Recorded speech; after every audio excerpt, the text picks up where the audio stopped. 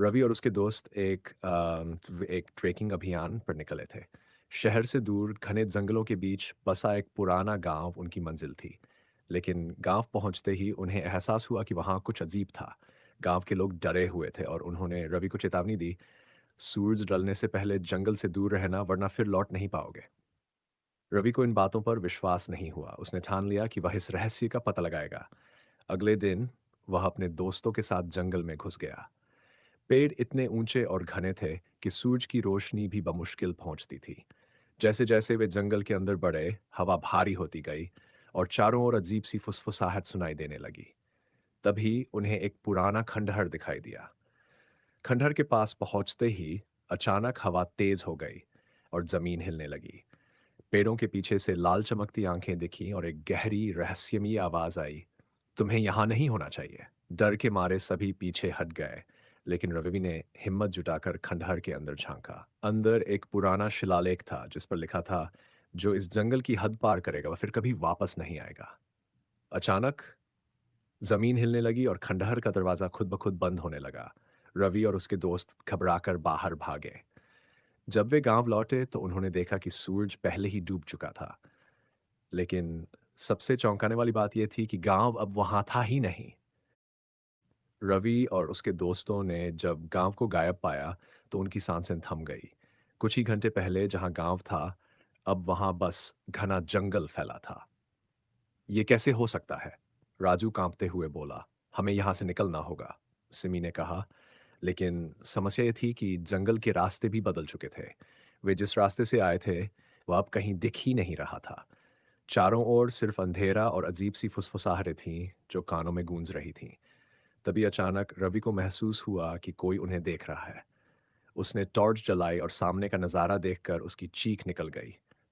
एक अजीब सी परछाई हवा में लटक रही थी बिना किसी शरीर के। उसकी आंखें लाल थीं और वह धीरे धीरे उनकी तरफ बढ़ रही थी। भागो! रवि चिल्लाया। सभी जान बचाकर दौड़ने लगे, लेकिन जंगल एक भूल भुलैया बन चुका था। जितना वे भागते रास्ते उतने ही अजनबी लगते। कुछ देर बाद उन्हें एक पुराना मंदिर दिखा जो पूरी तरह टूटा फूटा था। शायद यहाँ हमें छिपने की जगह मिल जाए, रोहन ने कहा। वे अंदर घुसे तो देखा कि मंदिर की दीवारों पर अजीब लिपि में कुछ लिखा हुआ था। तभी सिमी की नजर एक पत्थर की मूर्ति पर गई जिसके हाथ में एक पुराना तांबे का ताबीज था। शायद यही इस रहस्य की कुंजी है, रवि ने अंदाजा लगाया। और जैसे ही उसने ताबीज को छुआ, पूरा मंदिर जोर जोर से हिलने लगा। बाहर से वही डरावनी आवाज आई, तुमने शापित ताबीज छू लिया, अब तुम्हें इस जंगल का हिस्सा बनना होगा। दीवारों पर बनी आकृतियां हिलने लगीं और मंदिर के फर्श पर गहरा अंधेरा छा गया। रवि और उसके दोस्तों की चीखें गूंजने लगीं। मंदिर के अंदर घुप अंधेरा था। रवि और उसके दोस्त जमीन पर गिर पड़े थे। चारों ओर सिर्फ सन्नाटा था। जब रवि ने धीरे धीरे अपनी आंखें खोली तो उसने देखा कि मंदिर के दरवाजे खुद ब खुद बंद हो चुके थे और उनके पास जाने का कोई रास्ता नहीं था। सिमी ने कांपती आवाज में, हमें कुछ करना होगा, रवि ने कहा और मंदिर के चारों ओर नजरें दौड़ाईं। तभी उसकी नजर सामने की दीवार पर पड़ी, जहां अब तक अंधेरा था लेकिन अब वहां कुछ चमक रहा था। एक रहस्यमयी द्वार। द्वार के ऊपर प्राचीन भाषा में कुछ लिखा था, जिसे पढ़ते ही सिमी ने दहशत से मुंह ढक लिया। यहाँ लिखा है, जो इस द्वार को पार करेगा वह अपनी असली दुनिया भूल जाएगा। क्या मतलब? रोहन घबराया। मतलब अगर हमने इसे खोल दिया तो शायद हम कभी अपने असली जीवन में वापस नहीं जा सकेंगे, सिमी बोली। लेकिन पीछे से फिर वही भूतिया फुसफुसाहटें आने लगीं और लाल आंखें अंधेरे में चमक उठीं। कोई चीज तेजी से उनकी तरफ बढ़ रही थी। हमारे पास और कोई रास्ता नहीं है, हमें यह दरवाजा खोलना ही होगा। रवि ने जल्दी से ताबीज निकाला और उसे द्वार के पास ले गया। जैसे ही ताबीज ने द्वार को छुआ, एक जोरदार गड़गड़ाहट हुई और पूरा जंगल हिलने लगा। द्वार के अंदर से तेज रोशनी निकली और वे सब उसमें खिंचने लगे। अगले ही पल अ, रवि ने खुद को घास के मैदान में पाया। चारों ओर शांति थी, सूरज की रोशनी थी और हवा में ताजगी थी। हम हम बच गए, उसने चौंक कर कहा। सभी दोस्त इधर उधर देखने लगे। जंगल गायब हो चुका था, मंदिर भी नहीं था। लेकिन फिर सिमी की नजर रवि के हाथ पर गई। रवि, वो ताबीज कहाँ गया? आ, रवि ने अपना हाथ देखा। ताबीज उसकी हथेली में जलते हुए अंदर समा चुका था। रवि अपने हाथ को देखता ही रह गया। वह ताबीज जो मंदिर में मिला था अब उसकी हथेली में समा चुका था। हल्की जलन महसूस हो रही थी, मानो कोई अदृश्य शक्ति उसके शरीर में समा गई हो। ये कैसे हुआ? सिमी ने डरते हुए पूछा। रवि ने जवाब देने के लिए मुंह खोला, लेकिन तभी उसे सिर में तेज चक्कर आने लगा। उसकी आंखों के आगे अंधेरा छा गया और वह जमीन पर गिर पड़ा। जब रवि को होश आया तो वह खुद को एक अजीब जगह पर खड़ा पाया। ये कोई जंगल नहीं था, बल्कि एक प्राचीन दुनिया जैसी लग रही थी। चारों ओर पुराने महल, अजीब सी मूर्तियां और हवा में तैरती रहस्यमयी परछाइयां थीं। तभी एक गूंजती हुई आवाज आई, तुम्हें इस ताबीज की शक्ति का एहसास नहीं है रवि। सा ने मुड़कर देखा। सामने एक रहस्यमयी काला साया खड़ा था, जिसकी लाल आंखें चमक रही थीं। कौन हो तुम? रवि ने घबराकर पूछा। मैं इस जंगल का रक्षक हूं, और तुमने वह शक्ति छेड़ दी है जिसे छेड़ना तुम्हारे लिए घातक होगा। रवि ने पीछे देखा तो वहां एक विशाल दरवाजा था, ठीक वैसा ही जैसा मंदिर के अंदर देखा था। उस दरवाजे पर उसी ताबीज का निशान बना था जो अब रवि के हाथ में था। इसका क्या मतलब है? रवि ने हिम्मत करके पूछा। तुम अब इस जंगल के मालिक बन चुके हो, लेकिन ये एक श्राप है। तुम्हें इसकी सच्चाई जाननी होगी, वरना यह ताबीज तुम्हें हमेशा के लिए इस जंगल का कैदी बना देगा। रवि चीख उठा और अचानक उसकी आंखें खुल गई। वह अब भी जमीन पर था, लेकिन उसके दोस्त उसे घबरा कर देख रहे थे। रवि, तुम अचानक बेहोश कैसे हो गए? रोहन ने पूछा। रवि ने अपने हाथ को देखा। वहां ताबीज का हल्का सा निशान अभी भी था नहीं, और उसे महसूस हुआ कि उसके अंदर कुछ बदल चुका था। रवि अब भी जमीन पर बैठा अपने हाथ को देख रहा था। ताबीज का निशान उसकी हथेली पर धीरे धीरे और गहरा होता जा रहा था। वह कुछ बोलना चाहता था, लेकिन अचानक हवा में एक अजीब गूंज उठी। अब ये जंगल तेरा है। रवि के कानों में वही रहस्यमयी आवाज गूंजने लगी जो उसने अपनी बेहोशी में सुनी थी। उसकी सांस तेज हो गई। उसे लग रहा था कि उसके अंदर कोई अजीब शक्ति जन्म ले रही है। रवि, तुझे क्या हो रहा है? सिमी ने घबराकर पूछा। रवि ने जैसे ही सिमी की तरफ देखा, उसकी हल्की नीली चमकने लगी। हल्की नीली चमकने लगी। तो तुम सब यहां से चले जाओ, रवि घबराकर बोला। लेकिन उसके दोस्तों ने देखा कि रवि के चारों ओर तेज हवा चलने लगी थी। पेड़ अपने आप हिल रहे थे, और जमीन पर अजीब आकृतियां बनने लगी थीं। रवि, ये सब क्या हो रहा है? रोहन ने डरी हुई आवाज में पूछा। मुझे नहीं पता, लेकिन मुझे लग रहा है कि मैं अब पहले जैसा नहीं रहा। तभी जंगल के अंदर से तेज गर्जना सुनाई दी। एक काले धुएं का भूतिया साया अचानक रवि के पीछे प्रकट हो गया। अब समय आ गया है वंशज, तेरा असली रूप जाग चुका है। रवि चौंक गया। साया आगे बढ़ा और बोला, जिस ताबीज को तूने छुआ वह एक साधारण ताबीज नहीं था।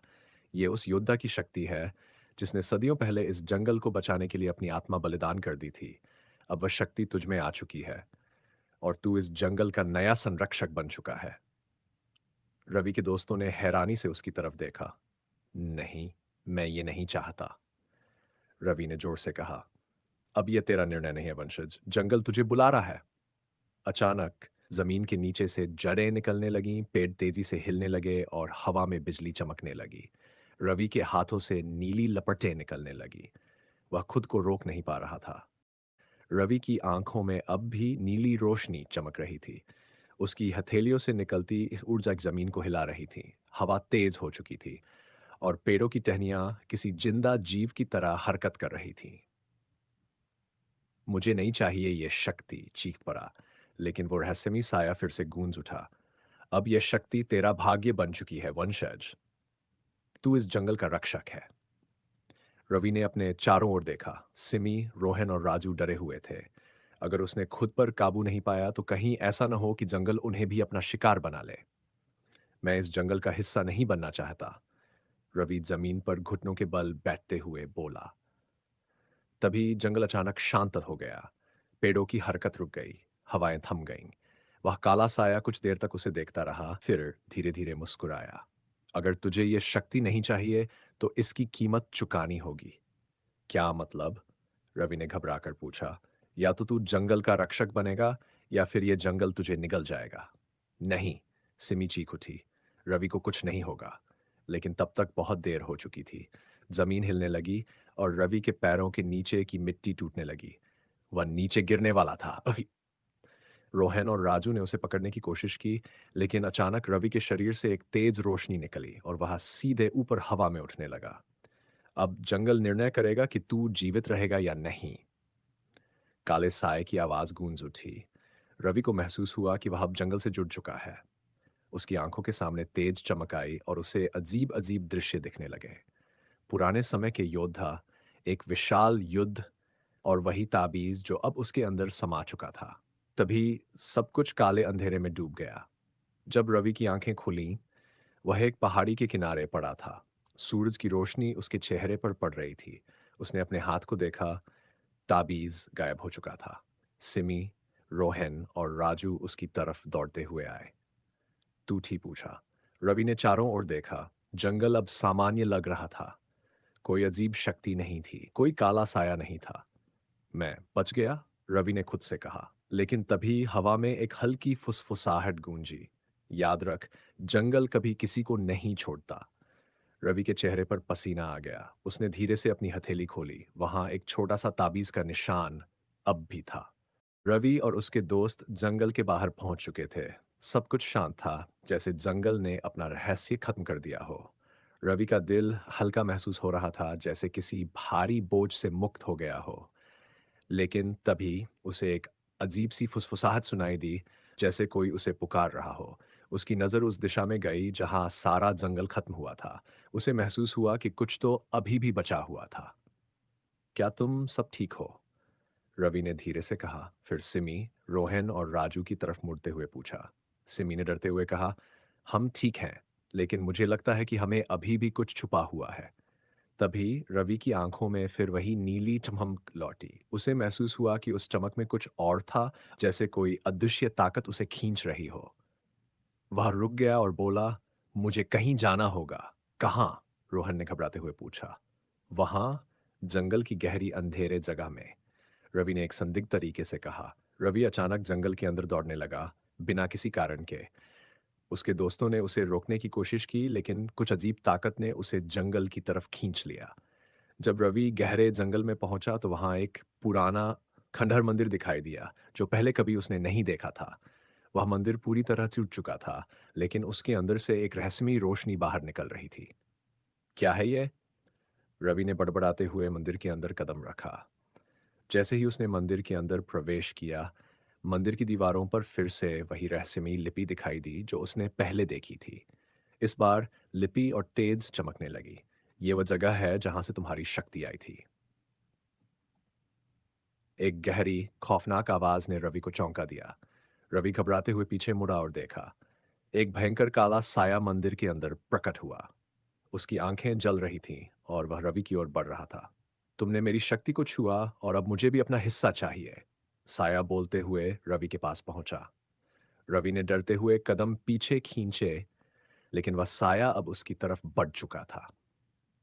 अचानक रवि को अपने अंदर अदृश्य शक्ति का एहसास हुआ। उसने बिना सोचे अपने हाथ फैलाए और एक तेज चमक के साथ साया को रोक लिया।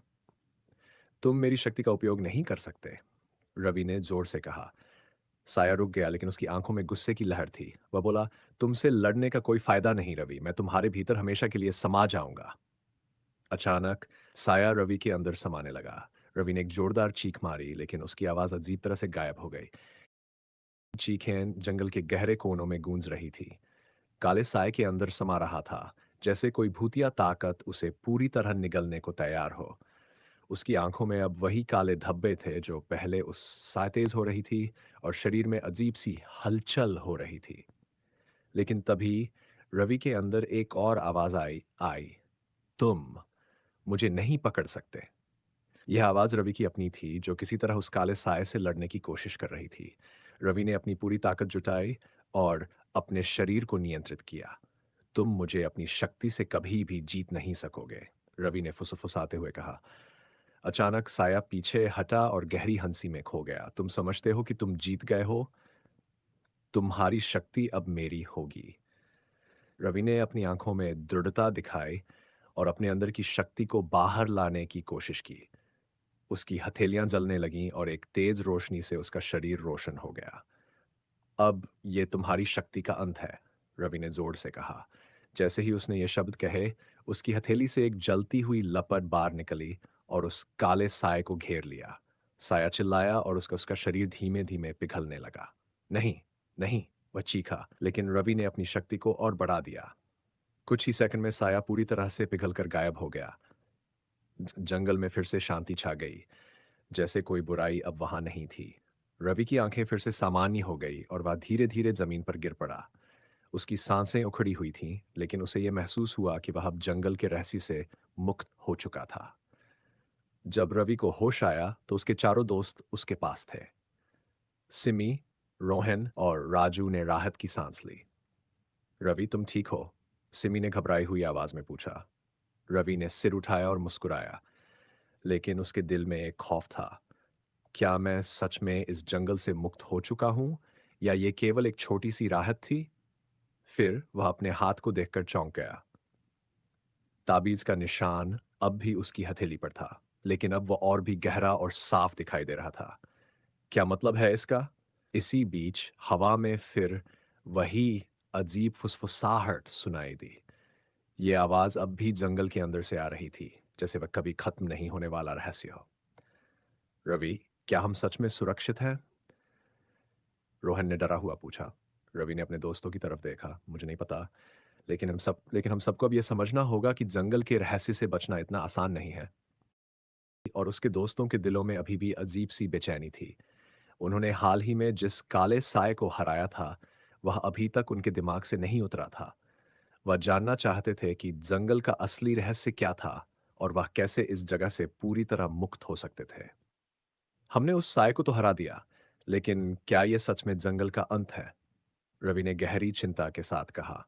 सिमी ने डरते हुए कहा, मुझे लगता है यह खत्म नहीं हुआ है। जंगल का रहस्य कहीं और छिपा है। रवि ने गहरी सांस ली और कहा, हमें इसका पीछा करना होगा। कहीं ना कहीं इसका असली जवाब मिलेगा और हम तब तक नहीं रुक सकते जब तक हम पूरी तरह से सुरक्षित नहीं हो जाते। अब वे सभी जंगल के और गहरे हिस्से में जाने के लिए तैयार थे। जैसे ही वे आगे बढ़े, एक अजीब सी शांति जंगल में फैल गई। कोई आवाज नहीं थी, न पक्षी न जानवर, सिर्फ घना जंगल और सन्नाटा। रवि और उसके दोस्त धीरे धीरे चलते गए। क्या यह सही है? रोहन ने घबराकर पूछा। हमें आगे बढ़ना होगा, रवि ने दृढ़ता से जवाब दिया। कुछ ही मिनटों में वे एक विशाल चमकदार गुफा के पास पहुंच गए। ये गुफा इतनी विशाल थी कि उसके अंदर की दीवारों पर अजीब सी प्राचीन लिपियां बनी थी, जैसे एक गूढ़ संदेश हो। यह क्या है? राजू ने चौंकते हुए कहा। रवि ने गुफा में कदम रखा। जैसे ही वह अंदर गया, उसे एक तेज रोशनी महसूस हुई और अचानक एक पुरानी रहस्यमय आवाज गूंज उठी। तुम सब अब मेरे जाल में फंस चुके हो। रवि और उसके दोस्त चौकस हो गए। ये वही आवाज थी जो उन्हें पहले भी सुनाई दी थी। एक गहरे अंधेरे में एक अजनबी आकृति प्रकट हुई। यह आकृति किसी इंसान जैसी नहीं थी, बल्कि ये कुछ और ही था, अजीब, डरावना और अदृश्य सा। तुम सबने जंगल के रहस्य को कभी नहीं समझा। तुम्हें यह नहीं पता कि यह जंगल खुद एक जिंदा प्राणी है। इसका दिल कहीं और धड़कता है। रवि की आंखें चौड़ी हो गई। क्या यह जंगल एक प्राणी है? आकृति ने धीरे से मुस्कुराते हुए कहा, हाँ, यह जंगल किसी समय एक शक्तिशाली देवता की आत्मा से जुड़ा हुआ था। जब उस देवता ने अपना बलिदान दिया, तो उसकी आत्मा इस जंगल में समा गई और इसे एक शापित रूप में बदल दिया। यह जंगल अब अपनी शक्ति से जीवित है और किसी भी दखल को सहन नहीं करता। रवि ने एक गहरी सांस ली और पूछा, तो क्या हम इस जंगल से कभी बाहर नहीं निकल सकते?